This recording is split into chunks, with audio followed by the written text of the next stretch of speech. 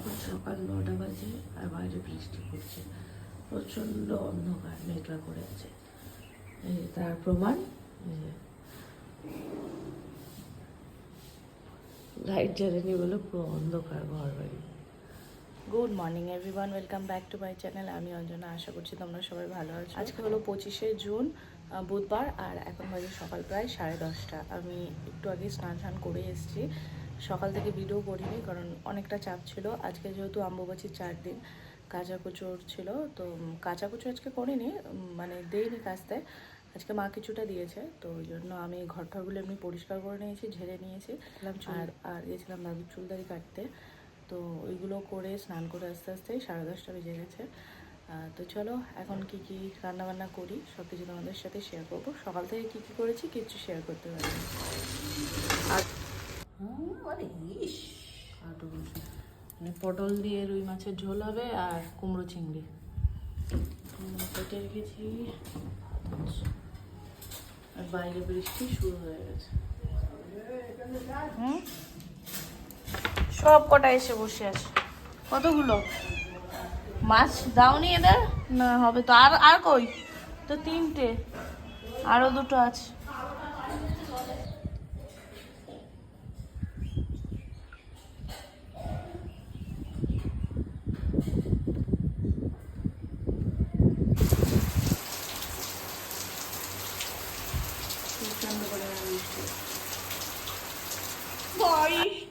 আমি একটু অনেকদিন আজকের পর এসেছি। ঢঙ্গি মাসি এইদিকে রূপসা এসছে অনেকদিন পরে, আর এখন ছুটকি রূপসা খেলছে একসাথে। এই যে খেলনা বাটি। বসে পড়েছিস কেন? এই বসে পড়েছিস কেন? আমার দিকে আর না অনেক ঢং হয়েছে, এবার খেলা কর। না, আমার বেলুন পড়ে গেছে রূপসা। এই ধর ধর ধর ধর। বাবা বাজলাম। বারবার বেলুনটা পড়ে গেছে। এই খাবে না, দুজন মিলে বসো, বসে খাও। মনা তোর জন্য আনবি তো? বাবা আবার মনা। চল খেয়ে নিতাম। আজকে রূপসার জন্য বানিয়েছি আমের শরবত। ও এসে বললো বৌদি বানাও, তাই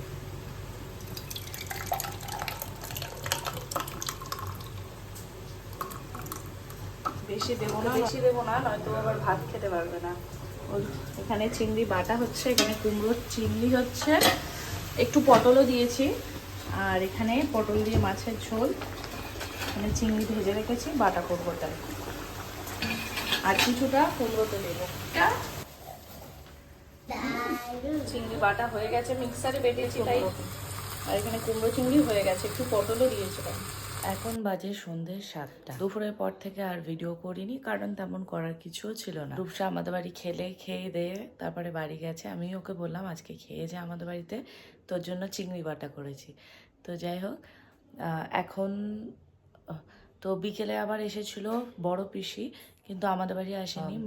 মেয়ের জেঠুদের বাড়ি এসেছিল, জেঠুর সাথে দেখা করে আমাদের বাড়ি আর ভেতরে আসেনি, রাস্তা থেকে দেখা করে চলে গেছে। বড় পিসি হাঁটতে যেহেতু একটু অসুবিধা হয়, তাই আমাদের বাড়ি আর ঢোকেনি, উনি ক্যাচার নিয়েই হাঁটে।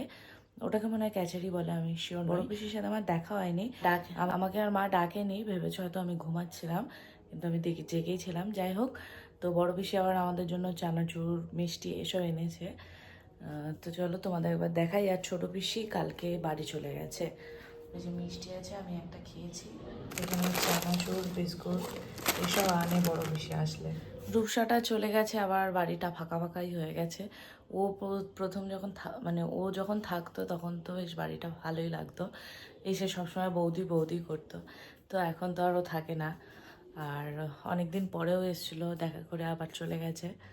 তো যাই হোক, ওর আবার পড়া ছিল বিকেলে, ওই জন্য তাড়াতাড়ি চলে গেছে। তো চলো এখন আমি কি করি। তো এখন তো আমার তেমন করার কিছু নেই। এখন 9:15 বাজে, আর আমি এখন রুটি করব, আটা মেখে নিয়েছি।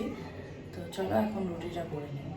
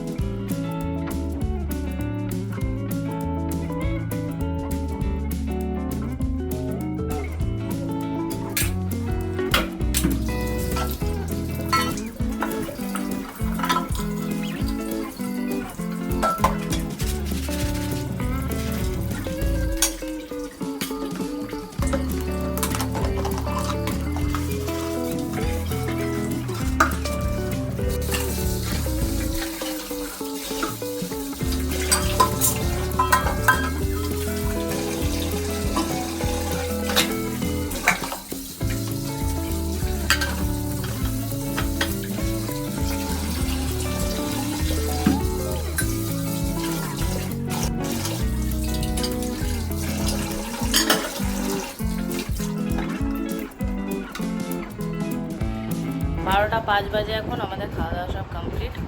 তো চলো ব্লগটা আমি এখানে এন্ড করছি। সবাই ভালো থেকো, সুস্থ থেকো, গুড নাইট, টাটা।